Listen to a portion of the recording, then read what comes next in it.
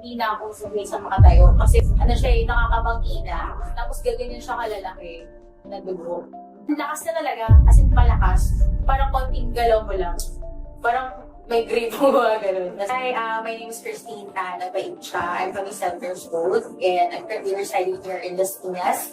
I've been working as a call center for 4 years now. 6 months pa lang ako sa call center noon. Nag-start na siya. Kasi regular talaga yung period ko. Ever since. Never ako na-delay. So, nung nag-start na siya na, parang sabi ko, hindi na ako dinadagnan. Hindi ko naman inisip na pregnant, no? Kasi confident naman ako na hindi siya pregnancy. So, nagtaka na ako kasi siya parang hindi na talaga siya normal. So, yun, nagpa-check up ako kasi nababother na ako kasi anong meron. Ayun, I-follow na meron ako.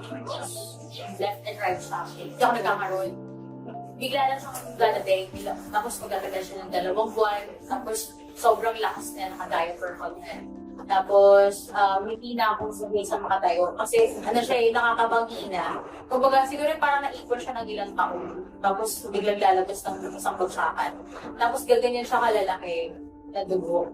Doon kasi nakaka-apekto na siya. Hindi na ako nakapasok sa work. Kasi, on-site pa doon eh. Tapos, ang lakas na talaga. Kasi malakas. Parang konting galaw mo lang. Parang may grip mo ba gano'n. Tapos, buo lahat yun. Hindi parang liquid lang. Buo talaga siya. Yung mga naipon for how many years, hindi ko sa karoon. Nag-worry lang ako kasi baka, alam mo yun, may mga tendency kasi na iba, pakikirapan ng magkaanak ulit. Ganun. May tendency na lumaki yung cyst, tapos baka maging cancerous siya, gano'n. Marami silang ginaseta sa akin. Pero, ni isa wala akong tinig. May, may option ako. Ayoko mag-take ng mga gamot. Kasi nga, ayoko maging dependent yung katawan ko sa gamot. Ayun, may nag-introduce sa akin ng JC Organic Quarry. Kasi sabi niya na alam niya na meron akong PCOS. So, ayun, actually, nung una, ayoko siya i-take. Convinced na okay siya, ganyan. And then, afterwards, chinek ko yung mga benefits niya. Actually, ang dami niyang benefits. And then, sabi ko, sige nga, try ko. Pero actually, ang gusto ko lang sana noon is para lang mag-detox, gano'n. Hindi ko talaga siya ininom intentionally for the PCOS. Then nagulat na lang ako na nung tinitake ko na siya, wala pang 1 buwan. Nagkaroon ako ng period after a year. Tinitake ko yung JC Organic Quarry Juice before mag-start yung araw ko. Especially kapag mag-work ako sa gabi, yung capsule, tinitake ko siya bago ako matulog after shift. Kasi na-discover ko din na sobrang sarap ng tulog kapag tinitake ko yung capsule.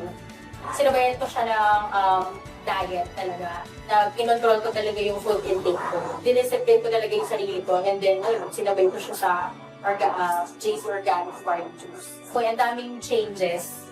Pati yung pagigilo-hilo ko, kapag niregla ko, nawawala na siya. And then, kahit nag-work ako ng pagod or yan, hindi ko nararamdaman yung fatigue. Nag-boost siya ng energy sa katawan. Yun yung pinaka-the best na part ko sa pagtitake ko ng JC Organic Quarry. Kailangan mo ditulungan yung sarili mo, na may magbago sa health, sa lifestyle mo. Kasi kung pababayaan mo lang siya, ito din naman magsasuffer in the long run. Kailangan din natin alagaan yung sarili natin. Kasi tayo din naman mag-benefit nun.